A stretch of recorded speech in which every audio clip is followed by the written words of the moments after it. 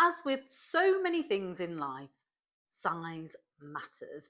And this is true when it comes to public speaking too. And I'm talking about audience size.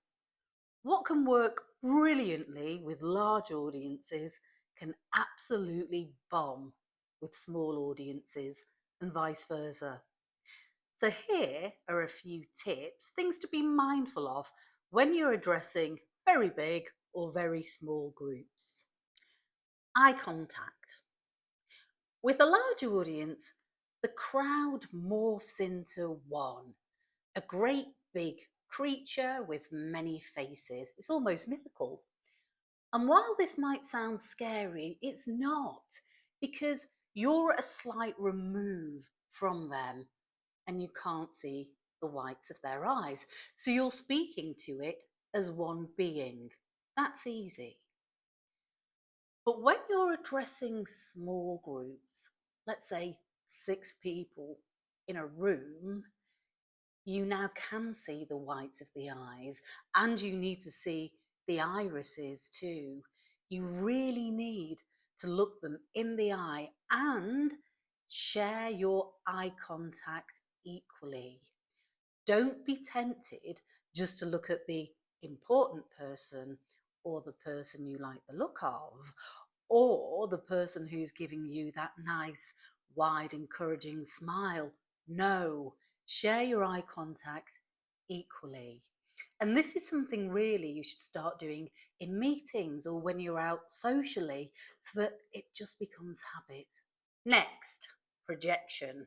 And I'm not talking about vocal projection because with a large audience, you'll probably have a mic, and with a small audience, they should hear you. But I am talking about facial feeling.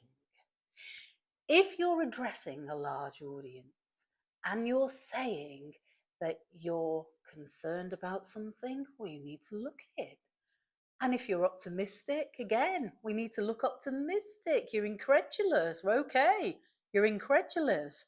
But you have to do more than you would do in normal life. You have to make it clear to the woman standing at the back of the hall who's forgotten her glasses or left them at home that you really are feeling that sentiment you claim you are. Otherwise, they won't believe you. You're really missing a trick.